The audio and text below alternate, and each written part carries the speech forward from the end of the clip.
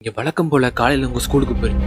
அங்க போகும்போது ஸ்கூல்ல படிக்கிற ஒரு பையனோட தலை இந்த ஸ்கூல் கேட்ல இருந்தா உங்களுக்கு எப்படி இருக்கும்? 1990s மே 27 மொத்த ஜாப்பனீஸ் கண்ட்ரியை திரும்பி பார்க்க வச்ச கதை தான் 11 வயசுடைய யோன் ஹாசன் சொல்ற பையனோட கேஸ்.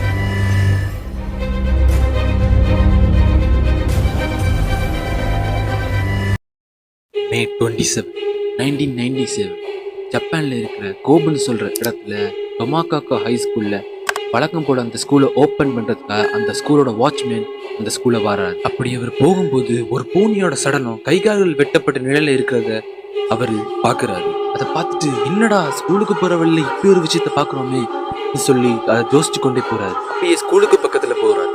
அப்போ ஸ்கூல் கேட்ல ஒரு பிளாஸ்டிக் பேக் இருக்கிற மாதிரி அவருக்கு தெரியுது. ஆனா கிட்ட போய் பாக்குறாரு, அது பிளாஸ்டிக் பேக்கே இல்லை, ஜூன்னு சொல்ற பையனோட தலை, துண்டிக்கப்பட்ட தலை. இதை பார்த்த வாட்ச்மேன் அவசரமா போலீஸ்க்கு கால் பண்றாரு. அப்ப அங்க போலீஸ் வந்து அந்த பையனோட தலையை பாக்குறாங்க. அப்படி போலீஸ் வந்து பார்க்கும்போது தான் தெரியுது, ஜூனோட தலையில கண் நோண்டப்பட்ட நிலையில இருக்கிறது. அது மட்டும் இல்லை, அவனோட வாய் அவனோட காதுகள் வரைக்கும் பெருசா கிழிக்கப்பட்டிருந்ததையும் கவனிக்கிறாங்க. அப்படி கிழிக்கப்பட்ட வாயில ஒரு லெட்டர் இருந்ததையும் அவங்க கவனிக்கிறாங்க. அந்த லெட்டர்ல அப்படி என்ன இருந்ததுன்னா, இதுதான் இந்த விளையாட்டோட ஆரம்பம். போலீஸ் என்ன முடிஞ்சா புடிச்சு பாருங்க, எனக்கு மக்கள் சாகிறத பாக்குறதுல ரொம்ப சந்தோஷமா இருக்கு, நான் இன்னும் கொலை பண்ணுவேன், போலீஸ் என்ன முடிஞ்சா தடுத்து பாருங்க அந்த லெட்டர்ல எழுதி. இப்படி ரெட் கலர் இங்க்ல எழுதி அந்த லெட்டர் இருந்தது. அதுல இதை எழுதுன சைட்டோ சககிபாரானு, அதுக்கு கீழே ஸ்கூல் கில்ன்ற வார்த்தைய SHOOL தப்பான முறையில எழுதியிருந்ததையும் போலீஸ் கவனிக்கிறாங்க. அப்போதான் இந்த கொலைக்காரனோட பேரு சைட்டோ சககிபாரான் வெளியே வரும். போலீஸுக்கு என்ன அதிர்ச்சினா, இந்த ஸ்டைல் ஃபேமஸ் கில்லரான ஜோடியோ கில்லர் ஸ்டைல இருந்ததை கவனிக்கிறாங்க. போலீஸுக்கு பெரிய தலைவலி, யார் இந்த சைட்டோ சககிபாரோ? இப்படி போய்கிட்டு இருக்கும்போது ஜூனோட தலை மட்டும்தான் இருக்கு. அவனோட உடல் எங்கன்னு தேடும் போதுதான் ஸ்கூலுக்கு பின்னால இருக்கிற மலையில ஒரு வாட்டர் டேங்க் பக்கத்துல அவனோட உடல் கிடைக்கும். ஆனா அவனோட உடல்ல பெரிய சேதங்கள் ஒன்றும் இல்லை. ஆனா அதுக்கு எதிர்மாறா அவனோட தலை ரொம்ப சிதைக்கப்பட்ட நிலையில கண்டுபிடிச்சிருந்தது அவங்க கவனிக்கிறாங்க. இப்படி போலீஸ் இன்வெஸ்டிகேஷன் பண்ணும்போதுதான் அவங்க பேரண்ட்ஸ்ட கேக்குறாங்க, ஜூனோட பேரண்ட்ஸ்ட கேக்குறாங்க, ஜூன் கடைசியா எங்க போனான்னு. ஜூன் தன்னோட தாத்தா வீட்டுக்கு போறேன்னு சொல்லிட்டு போயிருக்கான். ஆனா அவ அங்க போகவே இல்லை. இப்படி இந்த கேஸை விசாரிக்கும் போது கோபுல இருக்க ஒரு நியூஸ் சேனலுக்கு ஒரு லெட்டர் வருது. இது முதல்ல இருந்த மாதிரியே ஒயிட் கலர் பேப்பர்ல ரெட் கலர் இங்க்ல 1400 எழுத்துக்களை கொண்டதாகவும் 3 பக்கங்களை கொண்டதாகவும் இருக்குது. அப்படி அந்த லெட்டர்ல என்ன எழுதி இருந்ததுன்னா, நான் இந்த விளையாட்டுல என்னோட உயிரை பணையம் வச்சிருக்கேன், இதுல நான் மாட்டிக்கிட்டா போலீஸ் என்னை கண்டிப்பா தூக்குல போட்டுருவாங்க, ஆனா எனக்கு மக்களை கொல்றது மூலமா தான் என்னோட வழியில என்னைய குறைச்சிக்க முடியுது, இந்த ஜப்பானோட கட்டாய கல்வியால தான் நான் இப்படி போனேன், இன்விசிபிள் மேன், இப்படி எழுதி பப்ளிஷ் பண்ணுங்க அப்படின்னு சொல்லி அந்த கடிதம் வந்திருக்கு. அப்படி அந்த நியூஸ் சேனல் அதை பப்ளிஷ் பண்றாங்க.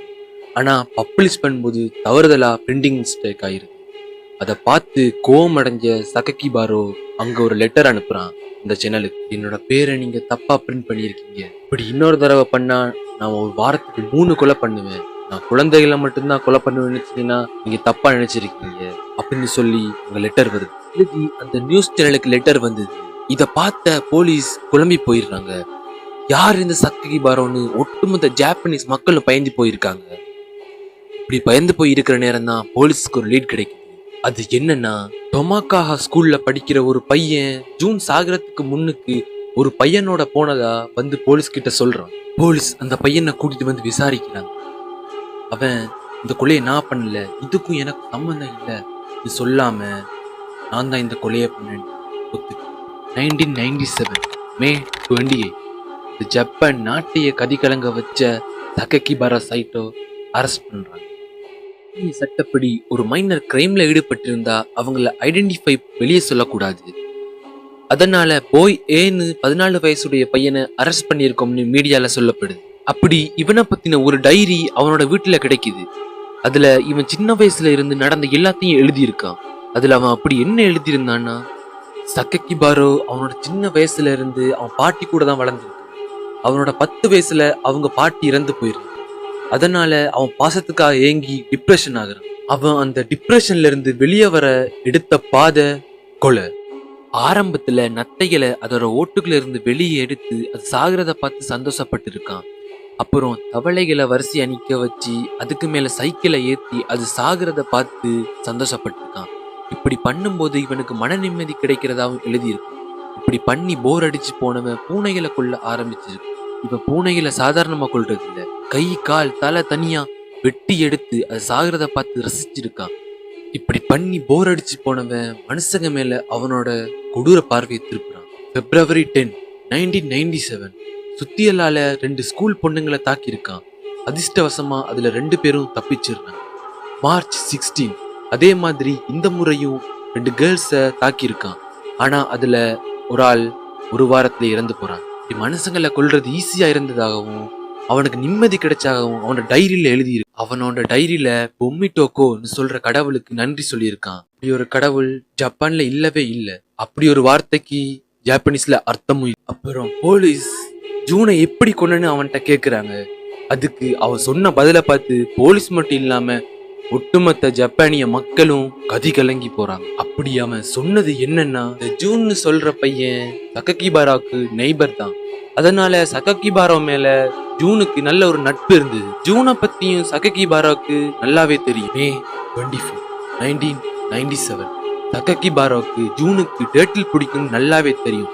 அதை வச்சுக்கிட்டே வா இந்த மலைக்கு மேல ஒரு ப்ளூ கலர் டேட்டில பார்த்தேன்னு கூப்பிடுறான்.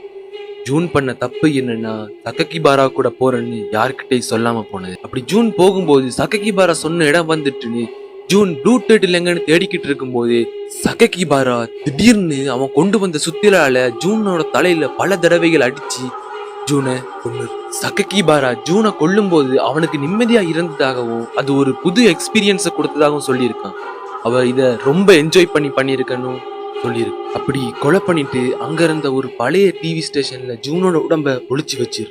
அடுத்த நாள் அங்க வந்து ஜூனோட தலைய வெட்டி எடுத்துடலாம்னு வெட்டுறான். அப்படி வெட்டும் போது கீழே கொட்டின ரத்தத்தை வாய் வச்சு உறிஞ்சி குடிக்கிறான். ஏன் அப்படி உறிஞ்சி குடிச்சேன்னு கேட்டதுக்கு அவன் சொன்ன பதில், சின்ன பையனோட ரத்தத்தை குடிக்கிறதுனால அவனோட பாவங்கள் தீர்க்கப்படும்னு அவன் நம்பி இருக்கு. அப்புறம் ஜூனோட தலைய அவனோட வீட்டுக்கு எடுத்துட்டு வா ஜூனோட பேரண்ட்ஸ் மிஸ்ஸிங் கேஸ் கொடுக்கறாங்க போலீஸ் கிட்ட.